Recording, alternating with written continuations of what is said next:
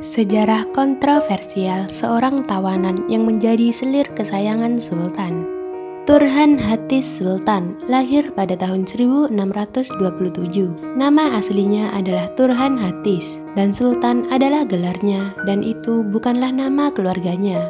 Ia diperkirakan berasal dari Rusia atau Ukraina. Turhan Hatis Sultan adalah salah satu wanita paling kuat di Kekaisaran Ottoman. Dia adalah seorang tawanan yang kemudian menjadi selir kesayangan Sultan Ibrahim. Dia dikenal sebagai orang yang ambisius dan terkunci dalam perebutan kekuasaan selama 3 tahun dengan konsep sultan, yang akhirnya dia bunuh. Namun, ketika dia menjadi ibu suri, dia dikenal karena kesalehan dan proyek pembangunannya. Turhan Hatis Sultan berusia 12 tahun ketika dia menjadi tawanan.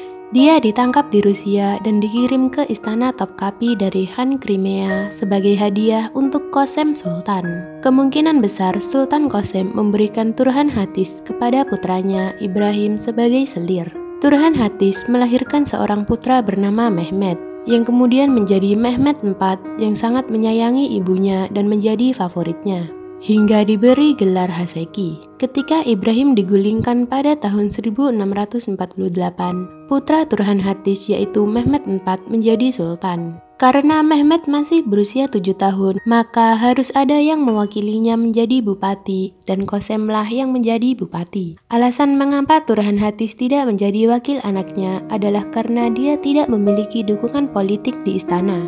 Qasem Sultan tidak hanya memiliki lebih banyak pengalaman dalam pemerintah, tetapi dia juga telah menguasai istana. Dia telah memberikan pendukungnya posisi penting di istana. Qasem juga didukung oleh Korps Janissary. Maka jadilah Turhan Hatis terkunci dalam perebutan kekuasaan dengan Qasem yang berlangsung hingga 3 tahun. Akhirnya, Turhan Hatis memperoleh faksi di dalam istana. Dia mendapat dukungan dari Kepala Qasim Kulit Hitam, Sulaiman Aga, dan Wazir Agung Siyavush Pasha. Untuk mengakhiri perebutan kekuasaan dengan Turhan Hatis, Qasem berencana untuk menggulingkan Mehmet IV demi Sulaiman, adik tirinya. Ini karena ibu Sulaiman lebih mudah dikendalikan dan patuh daripada Turhan Hatis yang ambisius. Sayangnya, rencana Qasem tidak pernah membuahkan hasil karena Turhan Hatis mengetahui rencana Qasem melalui Melek Hatun, salah satu budak Qasem. Pada tanggal 2 September 1651, Turhan Hatis menggunakan Sulaiman Aga dan para pengikutnya untuk membunuh Qasem, yaitu dengan dicekik menggunakan tali tirai. Lalu, untuk menghilangkan pengaruh Qasem di istana, Turhan Hatis dan Wazir Agungnya harus mengeksekusi para pendukungnya. Hal ini menyebabkan kemarahan di antara orang-orang sehingga Turhan Hatis terpaksa melepaskan Wazir Agungnya. Setelah Qasem tersingkir, Turhan Hatis memiliki kekuatan untuk memerintah. Dia memperoleh lebih banyak pengalaman dalam memerintah dan memperluas lingkaran penasihatnya, dengan beberapa di antaranya adalah orang-orang di luar istana. Ketika Mehmet IV menghadiri pertemuan-pertemuan penting negara, Turhan Hatis berada di sisinya. Masalah utama Turhan Hatis adalah berjuang untuk menemukan Wazir Agung yang tepat, yang cukup pintar untuk mengatasi perselisihan faksi yang berkembang selama perebutan kekuasaan Turhan Hatis. Akhirnya, Turhan Hatis menunjuk Koprulu Mehmet Pasha sebagai Wazir Agung pada tahun 1656. Setelah Koprulu Mehmet Pasha menjadi Wazir Agung, Turhan Hatis menyerahkan sebagian besar kekuasaannya sebagai bupati dan memindahkannya ke Wazir Agung. Itu berarti pengaruh politik Turhan Hatis berkurang, tetapi peran seremonial dan filantropisnya meningkat. Turhan Hatis juga terlibat dalam proyek budaya dan politik.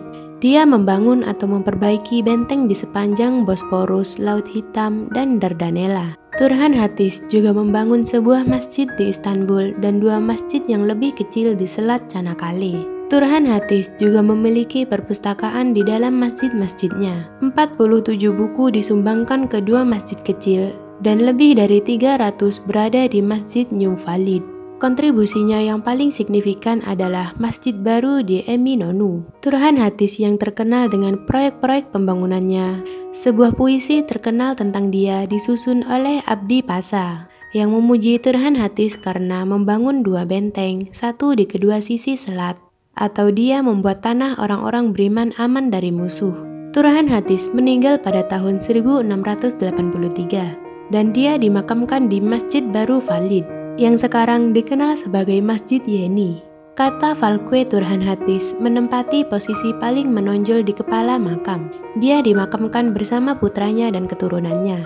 Sementara Turhan-Hattis memiliki awal yang sulit dalam menjadi ibu suri, namun itu menunjukkan bahwa dia memiliki pengalaman dalam memerintah. Ambisinya membuatnya melakukan beberapa tindakan pembunuhan, tetapi begitu dia naik tahta, dia menjadi dicintai oleh rakyatnya. Terima kasih buat yang sudah menonton. Kalau kalian suka dengan video ini, silahkan tekan subscribe, like, dan komen ya. Dan komen di bawah pendapat kalian tentang video ini, supaya kita bisa sama-sama belajar. See you the next video.